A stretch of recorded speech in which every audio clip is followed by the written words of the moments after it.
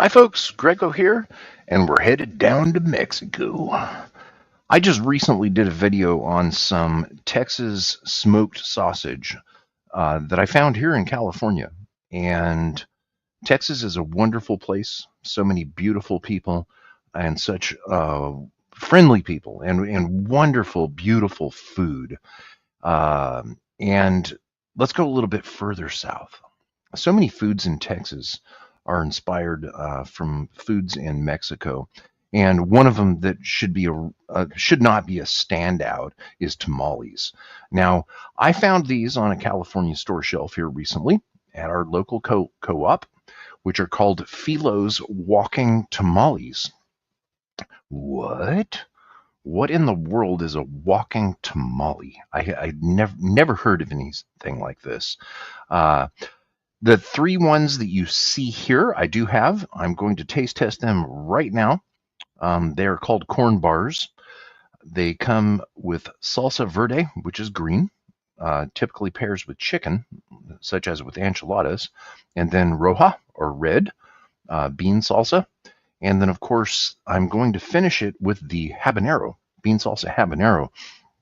These are described as mild, medium, and hot. And I'm going to go through all three of those. Here are the backs of the packages. These were found at a display at our local co-op. Here you can see the green and the red. And then over there on the other side of the display, I found the habanero. And there's a couple of interesting Mexican items on this display, such as right here, chamoy sauce. And that's right, it's chamoy. All right, I couldn't resist that. This display was called Crave the Sweet Heat. So I went to the website. They've got a cool website, and apparently there are 6 flavors of these right now. The website describes the company history. It's a really wonderful small business story. And looking at what is shown on their website, aside from the Verde, Roja, and Habanero, which I'm about to taste, they also have Mexican chocolate almond, strawberry coconut, and peanut butter. So, we're going to take a look at the ingredients as I taste these. Now, tamales are a sacred thing. Having lived in Texas for 3 decades, I just have to say that our Mexican neighbors, many of them immigrants, were some of the kindest and wonderful people that I've ever met in my life, and it was an honor to live around them. Many of them were undocumented. They came here seeking the American dream. One of my neighbors, Jose, how's that for a typical Spanish or Mexican name? He immigrated in the 1960s, and I watched him raise 3 sons, 2 of which were twins. And his son was killed in Fallujah, Iraq, during the Gulf War. His son was so proud to be an American that he joined the Marines. And when he died, his family was still flying the flag of the U.S. Marines in their front yard.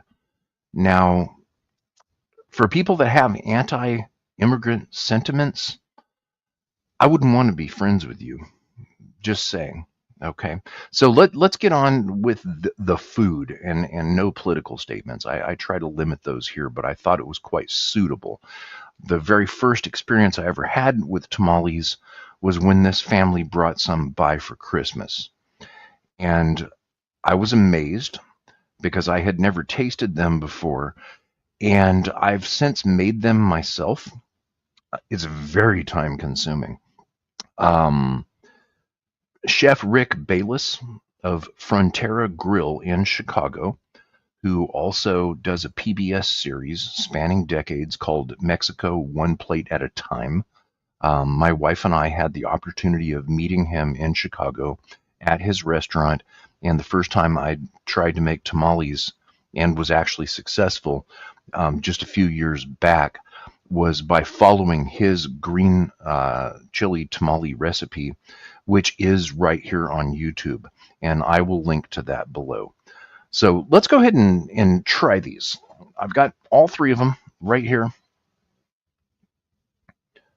And I'm going to go from, they say to microwave them for 15 seconds. So since I have 3 packages, I microwaved them for 45 seconds and they're still pretty hot. I just finished warming them up. Okay, the package is easy to open.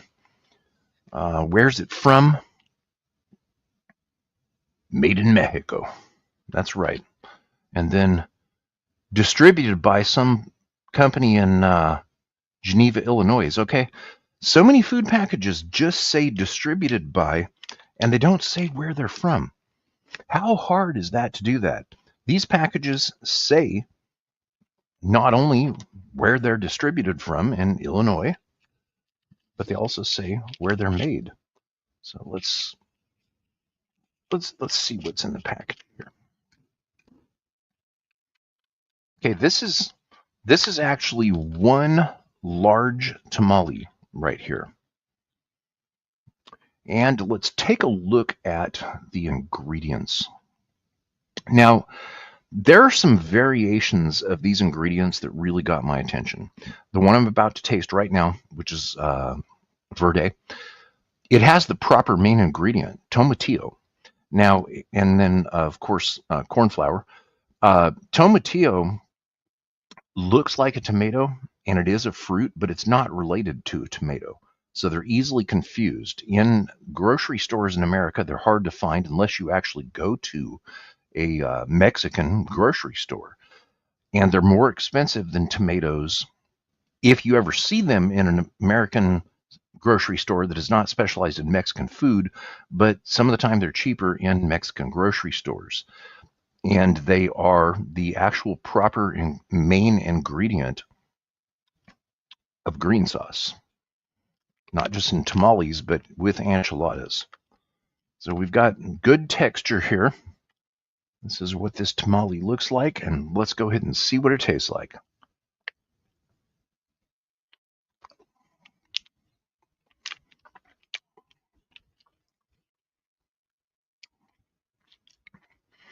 A walking tamale. Well, that's good. It says on the back, sort of like Frito-Lay always has cutesy stories. This has a cutesy story. You're going places, and we're going along for the ride. Across the street or around the world, we're by your side. Yeah, I could see these going around the world. Put some in your pocket or your purse or your suitcase and take them on a plane for an in-flight meal. These were cheap. It's like $2 for one of these. There are places in California where tamales are, I hate to say this, $13 a piece. That's insane. They are hard to make, but they're not worth that much. And unfortunately, a lot of the tamale places in the San Francisco Bay Area are adding a whole bunch of ingredients like potatoes and carrots just to cut down on the expensive proteins such as actual meat. These are good. Otherwise, I wouldn't be taking multiple bites of this one. I haven't even gotten to the other two yet. So as far as the green verde sauce, it does have some heat. Here, let's see what kind of peppers are in this. It has mayo coba beans. I don't know what those are. Garbanzo beans, one of the most common beans in the world. That's what hummus is made from. Olive oil, cilantro, sea salt, serrano pepper. Okay, garlic powder, baking soda, brown sugar, onion powder, and black pepper. Okay, I get the serrano. The serrano heat is coming through loud and clear, and I'm a little bit surprised that those are described as mild, because that's pretty hot. Serranos tend to get me sweating underneath the eyes a little bit, and they've already done that.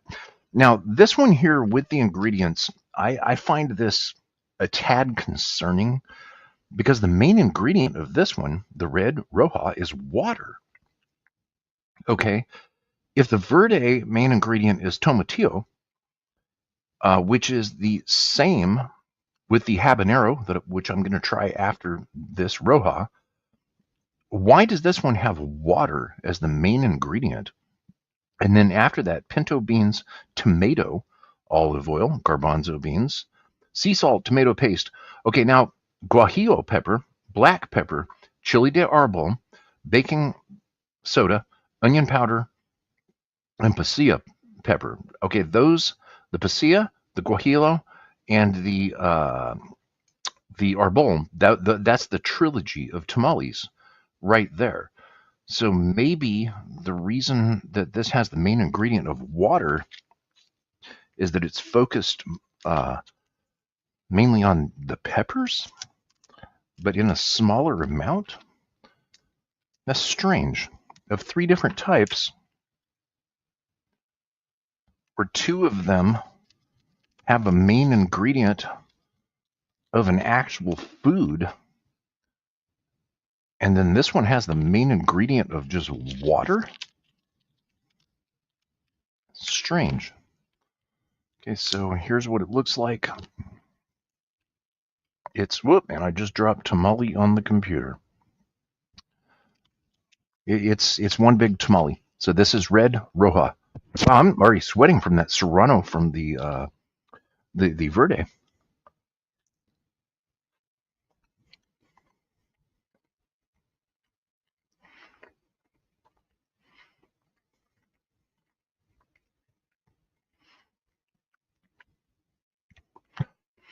Okay, that's very different. To me, it seems to be a bit bland. I'm getting the trilogy of traditional peppers that would go in tamales. Oh, and it's hot. Here is this. It says medium. Okay, well, the one that said mild is hot. This is showing 3 chilies out of 2, whereas the verde mild shows 1 chili. And I have a very high tolerance for capsaicin, but the serranos in this one got me. And yeah, definitely these are hotter, but they seem to be a little bit more bland. And I'm thinking that it may be due to the fact that the main ingredient is water instead of an actual food item. That one's not as good as the green one, at least in my opinion. Okay, so let's get to the habanero. Habanero, I love habaneros. There is a pepper called an ají dulce, which comes from Puerto Rico. I imported some seeds back around the year 2000. It's basically a habanero that doesn't have the insanely high heat. When it comes to the Scoville heat scale, a jalapeno pepper is like about 3,000, where a serrano pepper is like 7 to 9,000, and then a habanero is like about 20,000. And the ají dulce pepper is one that gives you all of the sweet, fruity flavors of a habanero without the insane heat. And I grew some of those one year, and then I found them inside of a experimental garden at Texas A&M University, where a professor was growing them as well. And I asked his permission if I could pick a couple of those and seed save. And I've been growing both types. My source from Puerto Rico and the Texas A&M professor's source grown right there on the campus for many years. And I use those in cooking because some of the time a habanero can be too hot. Okay, so let's see about this. This one, again, the main ingredient instead of water is tomatillo. And of course, we've got olive oil, black beans, garbanzo beans, onion, sea salt, habanero. Oh, and it's also got serrano as well. They're not messing around with heat here. Garlic powder, baking soda, brown sugar, onion powder, and black pepper. Product of Mexico. All right. Let's see about the habanero here. Now, the package is easy tear off, but You know, you actually can. You can squeeze the tamale out of the bottom. I should have tried that before. That does work well. Okay, here we go. A Mexican habanero walking tamale from Fillos. Mm.